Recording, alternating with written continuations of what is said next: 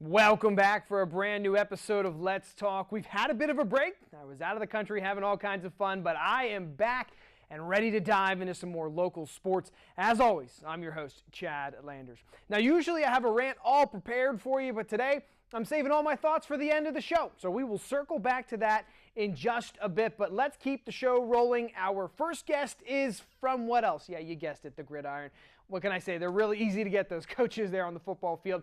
On this episode, we will visit with Conestoga Valley's head man in charge, Gerad Novak. He is in his second year back in charge and is starting to turn that program around. Hear what he has to say coming up after the break. All right, welcome back to Let's Talk. We are here on the football field with Conestoga Valley's head football coach, Gerad Novak. Coming off of a tough loss for them. But again, really appreciate you giving us some time. Not a problem, thank you. We're going to talk for a couple minutes and we'll pick your brain about the season so far. Unfortunately, we were kind of looking forward to some upbeat conversations about you guys really, taking the bull by the horns this season, and you had a setback against Penn Manor. Why don't you kind of give us the state of where the team's at right now with about 3 weeks to go in the season? I mean, it was a setback for us.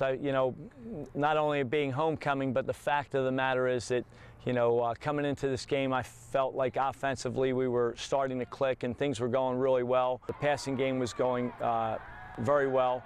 Tanner Schwilk has been playing phenomenal for us, and obviously Jose Barbone is Jose Barbone, but the other receivers were doing a great job. And I just felt like, Friday night was one of those opportunities where we could take advantage of Penn Manor and their defense, and we just had a bad night. We had a real off night in throwing the ball and catching the ball, and it was a tough game for us because of all the implications that it has for us in the season.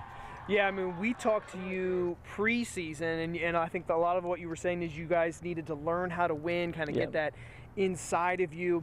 Do you feel like that's heading in a good direction here, and did it take a little bit of a hit, or are you guys still kind of moving in a good direction? No, I've been very pleased with the direction that the team has gone. The whole mindset before at CV has been a losing mindset. They get down and they just give up, and I can say that these kids have not given up in one game.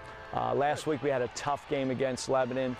We were down 18-17. They kept battling, through some adversity in that game and came back and won the game. So I think that mindset is changing. I think the kids actually believe, and they should believe, that they can win football games, and that's a good thing. So now we got to teach them to be a little bit more physical and a little bit more tougher on the football field.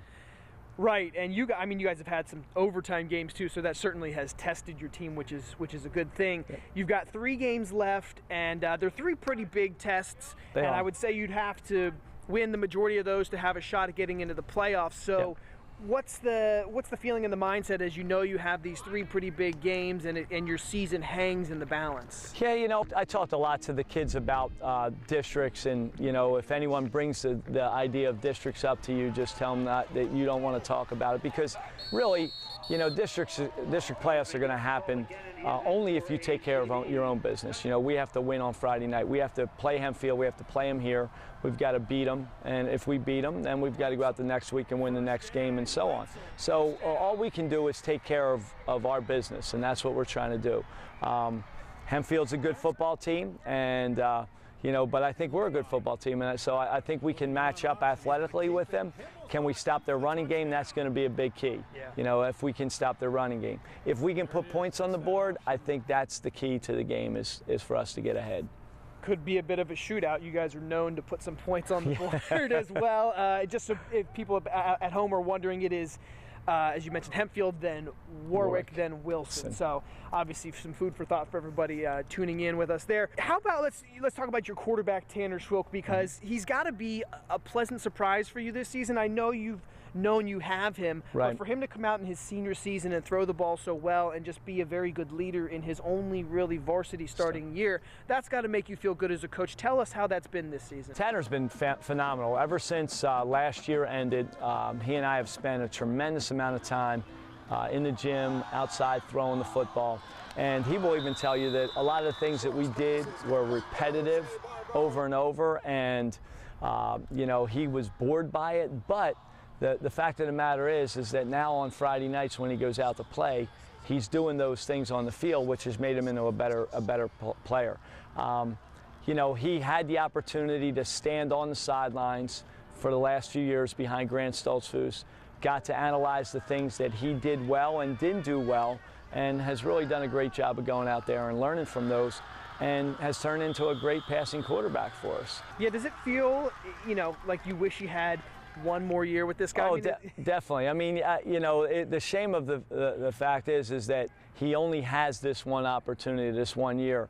And I think if he had another opportunity, another year to play, I think you would even see bigger things from him. His arm would be definitely a lot stronger, and some of those passes that maybe he overthrows, you know, would be right on the money. He's done a great job. I can't complain. I think he's kind of exceeded maybe his expectations as well. He's having a great season, and it's been a lot of fun to see him kind of come into his own. Part of the reason, you know, your offense is able to be so effective, I mean, obviously he's doing a great job of leading it. You have two really good receivers in Jose and Tyree. Jose gets all the kind of the attention, so we'll focus a little bit on him. Obviously, Penn State's giving him some attention.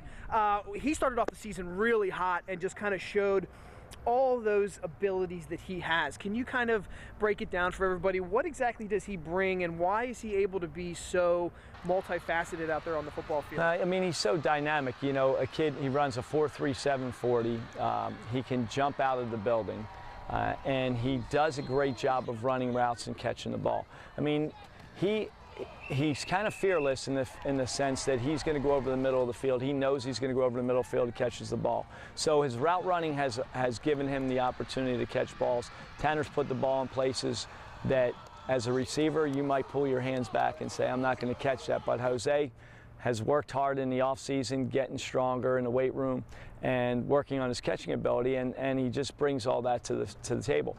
There's, you know, so many teams have double teamed him, triple teamed him, you know, and try to take everything away. And, you know, sooner or later, you know, he's going to get the ball. He's going to get open. He just has a way of finding openings in the opposing team's secondaries. Now, he is getting some more attention now that he's played so well to start the season. Yeah. He visited Penn State. I think I saw something where he may have been getting a visit at Temple. He went to Temple this weekend. Is that kind of a thing? Is he looking for a big school like that, or do you think he would fit more into a smaller Division II school? I mean, I think he's probably, if not the best wide receiver we've had at CV.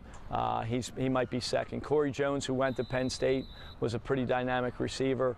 I think Jose has more ability in terms of catching the ball and route running than Corey did. Corey was just flat out faster than him, if you can believe that. Wow.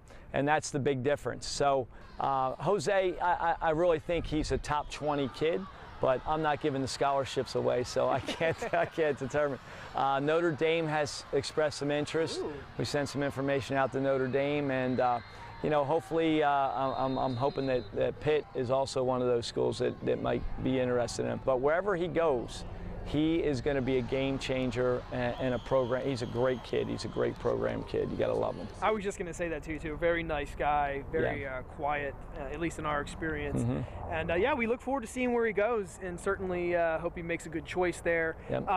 In general, do you feel like your offense is kind of how you would like it to be, or are you relying a little bit too much on the pass, or how do you kind of feel about that? Well, you know, everyone always says to me, you need to run the ball more to throw the ball, and I say, why can't you throw the ball to run it? You know, and the opposite, because yeah, I mean, obviously we would like to run the ball a little bit better if we could run the ball a little bit better. You know, we don't have, for the style of offense that we're running, the guys that are in there now are not those type of running backs. Big unfortunately, guys. Unfortunately, we had a couple of injuries which took some of our better running backs out of the game, so that hurts us. So yeah, we do have to rely on the passing game a little bit, but that doesn't bother me at all, because you know, we've got 4 good receivers out there on the field. Tanner does a great job of throwing the ball, and you know, those guys catch it. So that's what the game's all about, moving the chains and scoring points. All right, well, you are in your second year back with the program after a long stay with it back in, what, the 80s and 90s, right? Yeah, mid-90s. No, 2000, my last year was 2008. Oh, okay, right. That's so how it was. Yeah. So, are you having fun? Are you enjoying yourself being back? I mean, you can't coach this game unless you love this game because of the time commitment that it takes with your players, with the off-season stuff. I really love it. I love it. I mean, I love this school. I've been here my whole career. This is my 34th year of teaching. You know, this is like my alma mater. I just love being here, and it killed me for many years to see this program, you know, lose football games, and not only lose football games, but the attitude of the players and how their approach to the game really bothered me a lot. And fortunately, I was given the opportunity to come back and try and change that, and I think we're going in the right direction. But I'm going to tell you what, I wish I was 25 again because the amount of energy, that it takes to do the job is overwhelming sometimes. We hear you. We know the coaches put in a lot of time, and you guys are. Hey, just like you. I mean, you know all the time it takes to put together a show. And I'm not working on Sunday nights, you know, getting those film studies in. So I hear you. We appreciate it. Again, love having you back in the coaching, and you got those 3 big games coming up. So good luck with those. We would love to see Conestoga Valley back in the playoffs and be covering you guys. So yeah, that would be fantastic. We wish you the best of luck with that. Thanks a lot, Chad. Thanks for coming on the show. All right. We're going to take a little bit of a break, but we'll be back here on Let's Talk, and we will have some more great conversation for you, so stay with us. We'll be right back. Welcome back to the show. Very excited that we are getting to talk with Cocalico's Jamie Zamrin, the cross-country phenom here in the LL League for many years. And we are just catching up with her after she won her 3rd straight gold medal at the league meet. Thank you so much for joining us and just giving us a couple minutes. How does it feel? You're done 3 in a row. That's got to just make you feel so good inside. Yeah, I'm like so excited about how everything's been going, and I just wanted to come out here and have my best race for senior year, and that's what happened. So I was just really excited, really happy with it. Now, so coming in, you knew you had won the 2 in a row. What was the mindset? Were you focusing on 3 in a row? Were you trying to put it out of your mind? Does that add more pressure? What is that like for an elite athlete like yourself? Yeah, I mean, I was trying to focus on it a little bit earlier in the week, and then like the days leading up to a meet, so yesterday, the day before, I like to just kind of let it out of my mind. So I was just trying to relax and have a good meet and just be like, I know all these girls, they know me, it's going to be a fun race, and that's what happened. So. Now, when you are a freshman, you pop onto the scene. We're kind of in the post-Greta Lindsley era. There's a little bit of a lull. What are you thinking as a freshman in your career? I mean, there's no way you knew you were going to roll off 3 LL titles in a row, right? What is it like as a freshman? Yeah, my freshman year, it was just a lot of like, I felt like untapped potential, like a lot of races where I knew I could do better. I just wasn't sure how to pace yet, and I wasn't sure how to go yet, when to go. But my freshman year, I knew I could have it, and I knew I could do better the next year. Did I think I was going to win? No. But I definitely thought, like, this is going to be great. This is where I belong. Okay, so then you win 1 in your sophomore year, you win 1 in your junior year, now you've won 1 in your senior year, and you look back at those 3 years. Did you really improve from year to year? What was it that pushed you over the edge and kind of made you one of the most elite LL runners that we've seen in a long time? I think I've definitely improved every year, and the biggest thing has been consistency. So every day, like, just remembering to go run and not taking days off, and just really like focusing on my craft, doing ab exercises, upper body exercises, like every little thing that you can do is what I did. So I think that just consistent training is what really improved my training every single year, so I can be where I am now. Just a couple questions about that, because for the average person like me and everybody watching at home, we don't know how you train. Typically, how far would you run in a day or a week? Can you enlighten us on that? Yeah, in a day, I typically do around like a 5-mile run if it's not a workout day, and I'll do a 2-mile shakeout run in the morning, which is just like a leg loosener and some strides and stretches. So that adds up to like a 7-mile day each day-ish, and then like I'll do a long run and a workout and then a meet a week. So. Okay, and then what is kind of, do you lift? What do you do is there an off season for runners? Yeah. How does that work? For me, the winter season is kind of like a lull where I'm training, but I don't do the indoor track meets as much. I did a lot my freshman year, but I haven't since then. So that's more of my off season. Summer, I like very much hit high mileage and everything, and I do like upper body lifting and core exercises, but it's not like the kind of lifting you think when you see the big jacked guys. So obviously it's not me, but yeah. You're Yeah. small and petite, but it still works. Another question. Do you like hot? Do you like cold? What's the right temperature for you as a runner? Honestly, today was great. Cold is my best running weather, in the 50s or 40s. I love that, and that's been like States every year and everything. So that's my definitely favorite weather, just like today. Yeah. So. People always think I'm crazy. I like 75, sunny, soaking in the warmth. That's the worst. But I know. Real runners hate that, but us fake runners, some of us like that. When you look back at your career, is there some memories that you'll look back and smile on? Is it, maybe that district? I don't know. What do you think? Yeah, I think the highest point in my career is definitely the district title. That was obviously like a big change in my career, where I was like, I am strong enough to compete with all these people who I thought were way better than me. So that was definitely my highest moment. But there's been little things like when I had to run my league meet in junior year, and I fell off the track, and then the winner, Liana Torado, comes up and hugs me and pulls me off the track. She's like, it's okay. Like, just having girls in our league like that who are so caring, and running with the effort girls my freshman summer and everything, and just getting close with everyone. Yeah. It's just been great. We will get to some of the injuries in a second, but I just want to focus real quick on this upcoming district season. Is that another goal for you to win the district again? Do you think, is that obtainable? Yeah, I definitely think it's obtainable, and I definitely am a contender, and I'm ready to race. It's still going to be just as hard as last year. There's still amazing people there, and I'm just looking to go back and do my best and see what happens. And remind me, what course is that race on? Big Spring. It's not in Hershey anymore. No, okay. luckily. Which one do you like Big Spring over Hershey? For districts, yeah. Okay. It's a little much. All right, cool. So now let's get a little bit serious about that injury, because a lot of people don't realize, and even us for a while didn't realize what you were going through. I mean, you run off those 2 individual, gold medals at leagues, and then you win the district gold last year, and then all of a sudden you have some knee issues. Can you describe to people kind of what you were going through, just so that we can appreciate what you've come back through and accomplished this season? Yeah, so it started about my second week of like dual meet season in track. So I did a dual meet, and then the second one I took off because every day I was starting to have a pain in like my upper hip area, and I thought it was just like a hip tightness thing, but it ended up being IT band syndrome. So your IT band runs from your knee all the way up through like your spinal cord and stuff. So it normally bothers runners at their knee, but mine was an upper injury. Okay. And I had bursitis in my hip, which is like inflammation in your hip and everything. So it was just like every step was painful. And then I took off for a week, and then I tried again, and then every step was painful.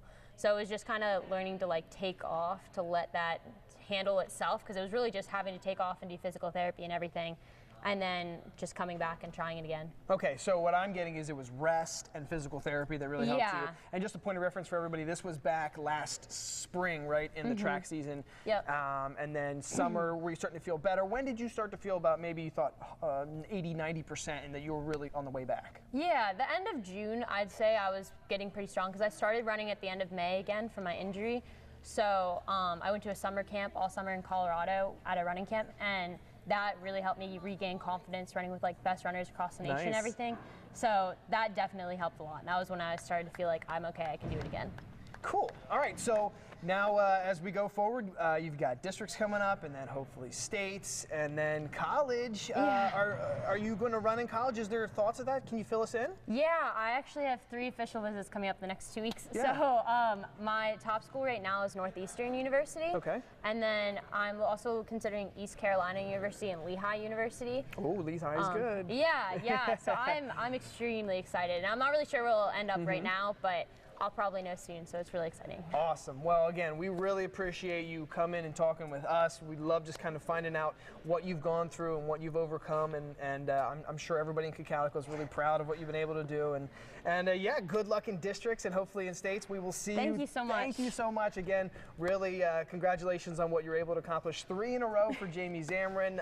Almost the Greta Lindsley 4 in a row, but again, she was an amazing athlete in herself too. So thanks for coming on. Thank we really you very appreciate much. it. All right.